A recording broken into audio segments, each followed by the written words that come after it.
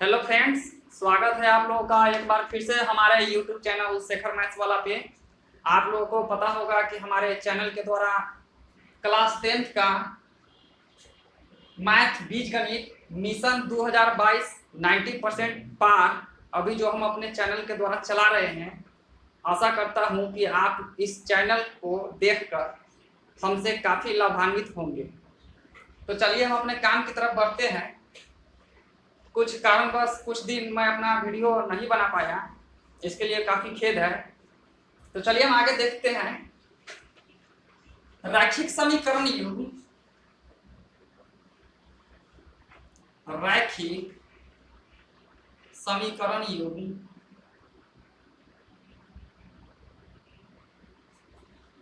a1x plus b1y बराबर c1 और a2x plus b2y बराबर c2 दिया हो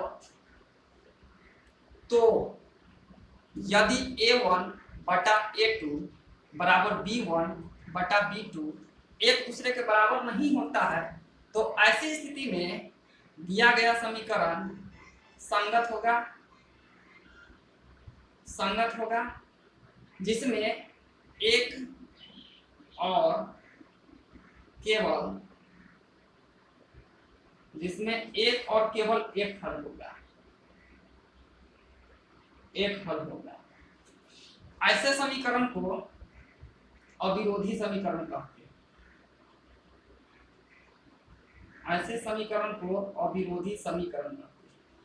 सेकेंड केस क्या बोलता है कि यदि a1 बटा a2 बराबर b1 बटा b2 बराबर c1 बटा c2 के हो तो ऐसी स्थिति में भी यह संगत होगा, लेकिन ऐसी स्थिति में अपरिमित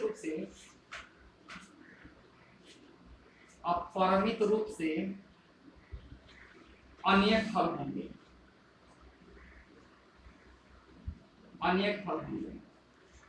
और ऐसे समीकरण को आश्रित समीकरण कहते हैं।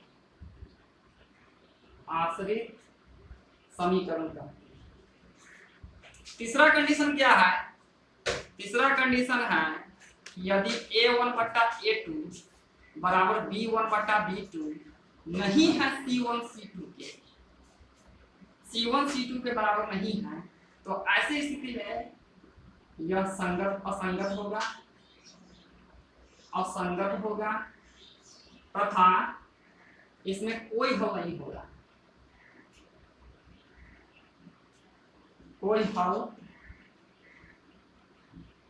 नहीं होगा।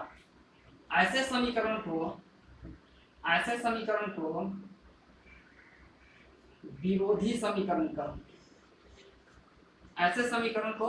समीकरण कहते हैं।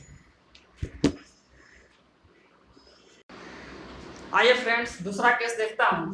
दूसरा केस मेरा बोलता है कि रैखिक समीकरण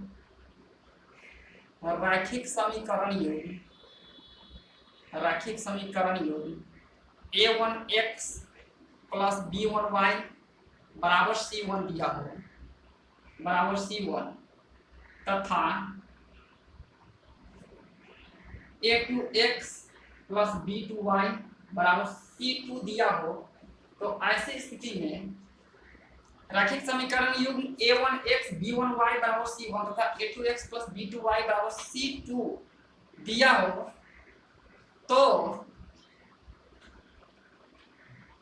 बराबर c2 को निरूपित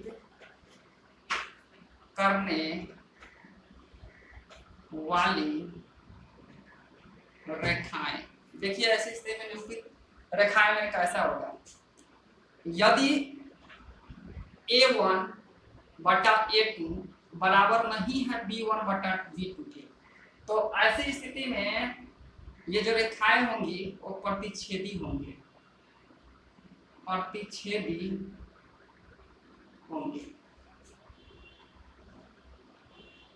यदि a1 बटा a2 बराबर b1 बटा b2 बराबर c1 बटा c2 हो सभी एक दूसरे के बराबर हो तो ऐसी स्थिति में जो हमारी रेखाएं हैं वो रेखाएं समपाती होंगी,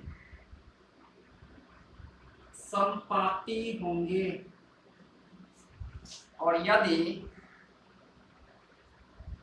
A1 बट्टा A2 बराबर B1 बट्टा B2 C1 बट्टा C2 के बराबर नहीं है तो ऐसी स्थिति में जो हमारी रेखाएं होंगी वो समांतर होंगी। तो आइए फ्रेंड्स अब इस पर कुछ क्वेश्चन करके हम लोग देखते हैं। तो फ्रेंड्स ऐसा होता है कि परीक्षा में जो कभी कभी पूछता है तो आपको चेक करने के लिए दे देगा कि निम्नलिखित में आप बताइए कि निम्नलिखित जो समीकरण है वो समीकरण संगत है या असंगत है या विरोधी समीकरण है, मतलब टाइप अलग अलग कर देता है। उसी संगत जो होगा, जो संगत होगा केस जो मैंने बताया है कि भाई A1/A2 बराबर B1/B2, इसी केस में A1/A2 बराबर B1/B2, इसी केस में ये संगत भी होता है और इसी केस में ये अविरोधी समीकरण भी होता है। दूसरा केस है कि A1/A2 बराबर B1/B2 बराबर C1/C2 के अगर नहीं होता है तो इसी केस में ये असंगत भी होता है और इसी केस में ये विरोधी समीकरण भी होता है जिसमें कोई हल नहीं होता है। और यदि मैं इसको मिटा दूं और एक दूसरे के बराबर रहे तो इसी केस में ये समपाती होता है जिसको आश्रित समीकरण कहते हैं, जिसमें अनेक हल होता है।